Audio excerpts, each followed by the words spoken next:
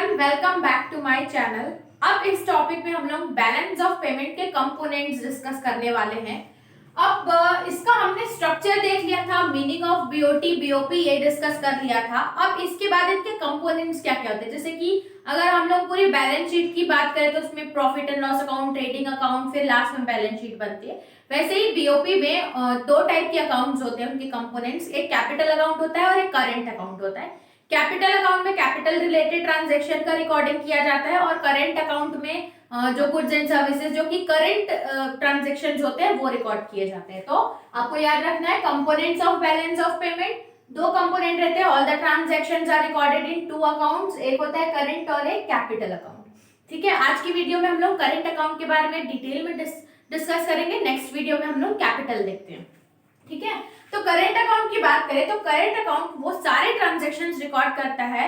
Receipts and payments of goods and services होगा, या तो फिर यूनिलैटरल ट्रांसफर होगा, या इन्वेस्टमेंट इनकम जैसे कि रेंट, सैलरी, इंटरेस्ट, ये सब जो मिलता है ना वो रिकॉर्ड करता है करंट अकाउंट। तो आप लिख सकते हैं refers to an account which record all the transactions related to export and import of goods and services and unilateral transfer during a given period. ठीक है, ये सब चीजें रिकॉर्ड करता है।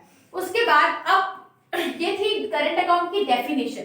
अब करंट अकाउंट में डिटेल में हम लोग वन बाय वन देखते हैं कि वो क्या क्या रिकॉर्ड करता है, प्लस कौन से साइड में रहेगा। जैसे कि क्रेडिट और डेबिट साइड होते हैं ना, तो अगर हम पेमेंट कर रहे हैं तो कौन से साइड रिकॉर्ड होगा। तो बेसिकली कंपोनेंट में हम लोग अभी देखा हमने गुड्स एंड सर्विसेज रिकॉर्ड करता है, export and goods, export and import of services, unilateral transfer और इन्वेस्टमेंट इनकम, ये सारी चीजें वो रिकॉर्ड करता है। ठीक है, अपने में करंट अकाउंट में ये सारी चीजें रिकॉर्ड होती है जिनको उसका कंपोनेंट बोला जाता है। अब बात करते हैं export and import of goods.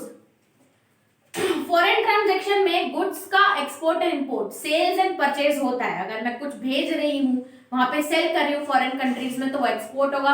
अगर मैं कुछ मंगा रही हूँ, कुछ परचेज कर रही हूँ फॉरेन कंट्रीज से, तो वो इंपोर्ट होगा। ठीक है, तो अगर इसमें क्या होता है, अगर हम पेमेंट करें, फॉर एग्जाम्पल मैंने सामान मंगाया, इंपोर्ट कराया, तो इन दैट केस मैं फॉरेन कंट्रीज में पेमेंट करूंगी, तो पेमेंट रिकॉर्ड होता है हमारे नेगेटिव साइड यानी कि डेबिट साइड।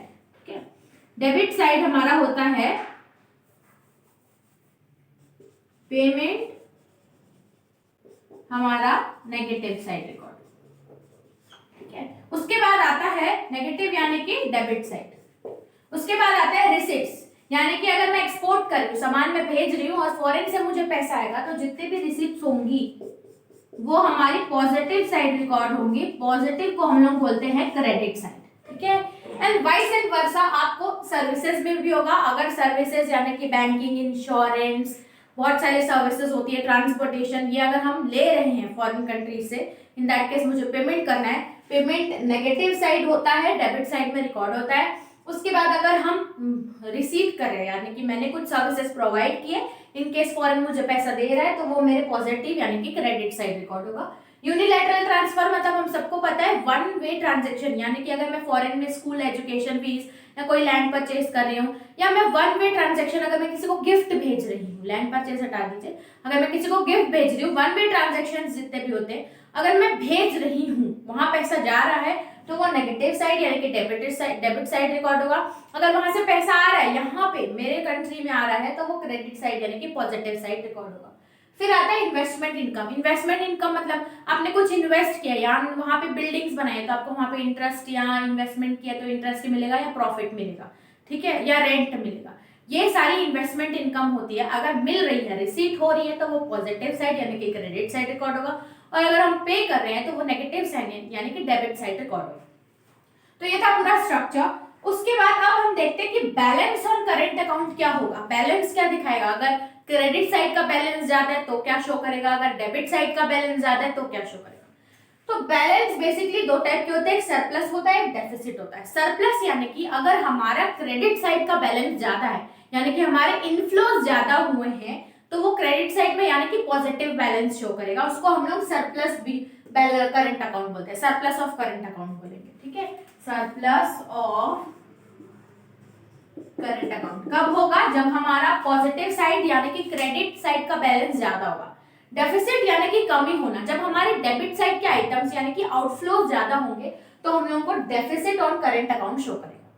तो करंट अकाउंट अगर हम लोग देखें तो बेसिकली ऑल हमारी इनकम से रिलेटेड जितने भी ट्रांजेक्शन हो रहे हैं, इन्वेस्टमेंट, इनकम, रेंट, मनी, सारे ये सब डील करता है। इसका मतलब वो हमें शो क्या करता है, तो नेट में वो शो करता है net income generated in foreign sector. अगर आपको बोलेंगे कि क्या कैलकुलेट होता है करंट अकाउंट के सारे कैलकुलेशन से, तो आपको बताना है net income generated in foreign sector. ठीक है, तो ये था हमारा topic about current account. I hope आपको क्लियर हो गया होगा। एक बार आप फिर से देखें या इसके नोट्स बना सकते हैं। तो चलिए चलते हैं नेक्स्ट वीडियो में, देखते हैं कैपिटल अकाउंट क्या होता है। इस वीडियो में इतना ही। Thanks for watching.